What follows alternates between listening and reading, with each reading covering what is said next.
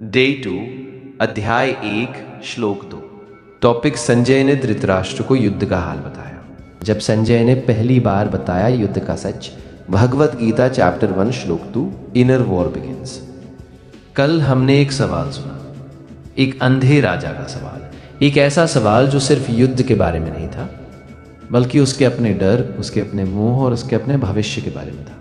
धृतराष्ट्र ने पूछा, धर्म क्षेत्रे कुरुक्षेत्रे समवेतायुः युत्सव। लेकिन सवाल पूछने के बाद अब क्या वह खुद देख सकता था? क्या वह खुद समझ सकता था? नहीं, क्योंकि अंधापन सिर्फ आंखों का नहीं था, अंधापन उसके निर्णयों में था, उसके प्रेम में था, उसके मोह में था।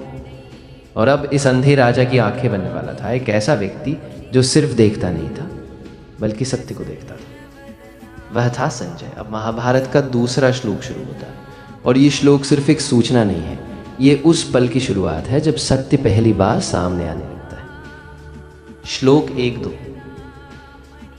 दृष्ट्वा तु पांडवानीकम व्यूढ़म दुर्योधनस्तदा। संजय बोले, उस समय राजा दुर्योधन ने पांडवों की सेना को पूरी तरह व्यवस्थित और तैयार देखा, और उसे देखकर वह तुरंत अपने गुरु आचार्य द्रोण के पास गया और उनसे कुछ कहा। यहाँ बहुत महत्वपूर्ण हुआ है, युद्ध अभी शुरू भी नहीं हुआ, कोई तलवार नहीं चली, कोई तीर नहीं चला, लेकिन युद्ध शुरू हो चुका था। कहाँ? दुर्योधन के मन में। कल्पना करो, एक विशाल मैदान, जहां तक नजर जाए सिर्फ सैनिक, हजारों रथ, लाखों योद्धा, घोड़ों की सांसें धूल हवा में तैरी है, सूरज धीरे धीरे ऊपर उठ रहा है, और उस मैदान के कोने में खड़ा है दुर्योधन, आत्मविश्वास से भरा हुआ। लेकिन जैसे ही उसकी नज़र पांडवों की सेना पर पड़ती है, कुछ बदल जाता है। उसका चेहरा थोड़ा गंभीर हो जाता है, उसकी सांस थोड़ी भारी हो जाती है। क्यों?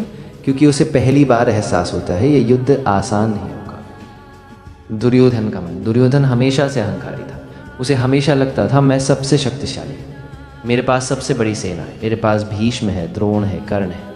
लेकिन जब उसने पांडवों की सेना को देखा, उसके अंदर एक नया भाव आया, फियर।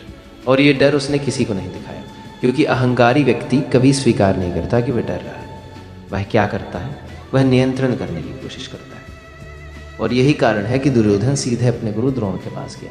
ये सिर्फ युद्ध नहीं है, यह ईगो बनाम ट्रुथ है। दुर्योधन बाहर से आत्मविश्वासी था, लेकिन अंदर से वह असुरक्षित था। और यही वही स्थिति है जिसमें हम सब कभी न कभी होते हैं, जब बाहर से हम मजबूत दिखते हैं लेकिन अंदर से डरते हैं। अब यहाँ सबसे महत्वपूर्ण पात्र है संजय।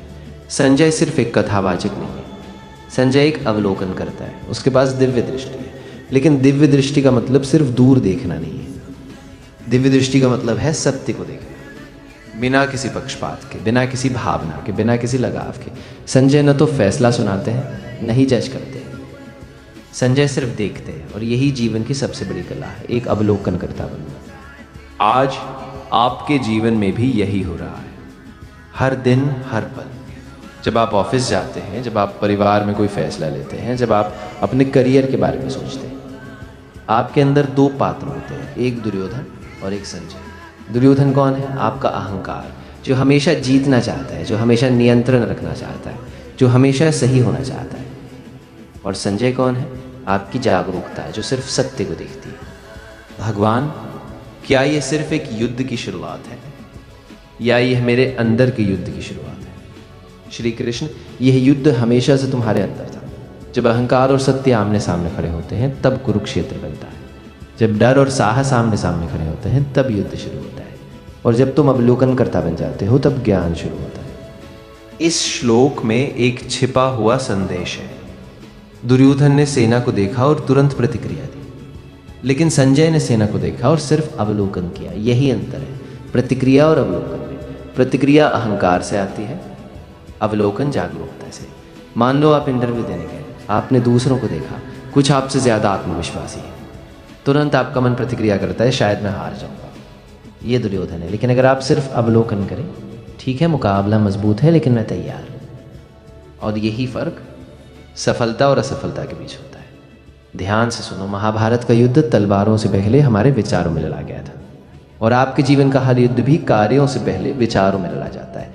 अगर आप विचारों को जीत गए तो जीवन को जीत गए।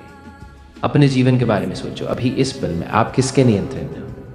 दुर्योधन या संजय? क्या आप प्रतिक्रिया कर रहे हो ये आप अवलोकन कर रहे हो। इस श्लोक का सबसे बड़ा सबक है अवलोकन करता बनना। जब आप अवलोकन करता बनते हो तो अहंकार कमज़ोर हो जाता है। जब अहंकार कमज़ोर हो जाता है तो डर खत्म हो जाता है, और जब डर खत्म हो जाता है तो स्पष्टता आती है, और स्पष्टता आपको सही निर्णय लेने में मदद करती है।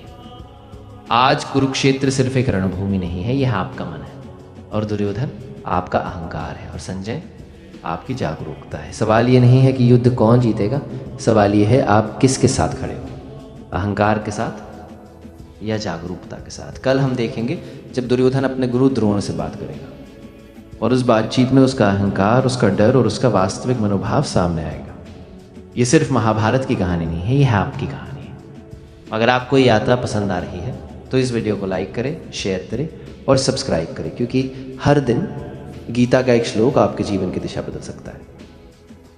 युद्ध बाहर नहीं, युद्ध हमेशा अंदर होता है। जय श्री कृष्ण।